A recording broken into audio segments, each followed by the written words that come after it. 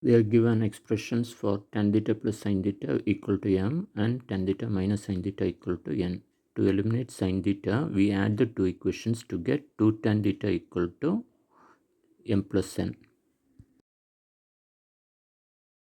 Similarly, to eliminate tan theta, we subtract the two equations to get 2 sin theta equal to m minus n.